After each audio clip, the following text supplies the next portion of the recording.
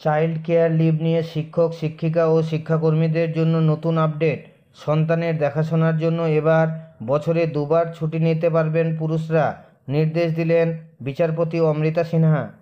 আজ এক মামলায় বিচারপতি অমৃতা সিনহার বিশেষ পর্যবেক্ষণ, সন্তান মানুষ করার ক্ষেত্রে মায়ের পাশাপাশি বাবারও সমান দায়িত্ব রয়েছে, তাই ছুটির ক্ষেত্রে তারা কেন বঞ্চিত হবেন। সন্তানের দেখাশোনার জন্য পুরুষরাও এবার মহিলাদের সমান ছুটি নিতে পারবেন।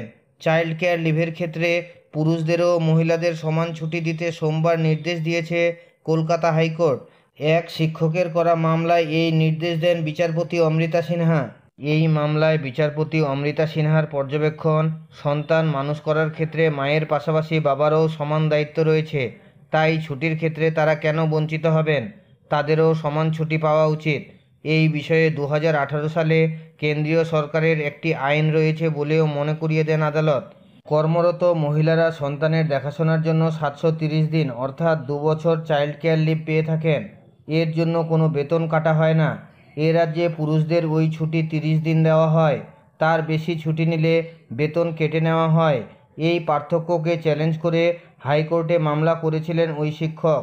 আদালত জানায় রাজ্যকে এই বিষয়ে পদক্ষেপ করতে হবে। আগামী 3 মাসের মধ্যে রাজ্যকে এই বিষয়ে নির্দেশিকা জারি করতে হবে।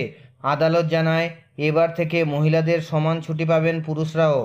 প্রসঙ্গত 2018 সালে কেন্দ্রীয় সরকার এক নির্দেশিকায় জানিয়েছিলেন মহিলাদের মতো পুরুষরাও 730 দিন অর্থাৎ 2 বছর ছুটি পাবেন তারা।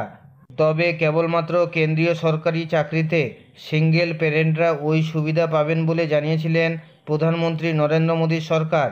সেই সঙ্গে 2018 ওই নির্দেশিকায় জানানো হয়েছিল চাইল্ড কেয়ার লিভের দ্বিতীয় বছরে মূল বেতনের 20% কম পাবেন ছুটির আবেদনকারীরা।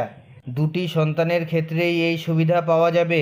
সপ্তম বেতন কমিশনের সুপারিশ মেনে এই সিদ্ধান্ত নেওয়া হয়েছিল। যে কোনো আপডেট আসলে আমি আপনাদের শেয়ার করি। ভালো লাগলে লাইক দেবেন, শেয়ার করবেন। আর আপনি যদি আমার চ্যানেলে প্রথমবার আসেন তাহলে এই ধরনের ভিডিওগুলি পাওয়ার জন্য চ্যানেলটিকে অবশ্যই সাবস্ক্রাইব করবেন এবং পাশে থাকা বেল চিহ্নটি টিপে নোটিফিকেশন অল করে দেবেন।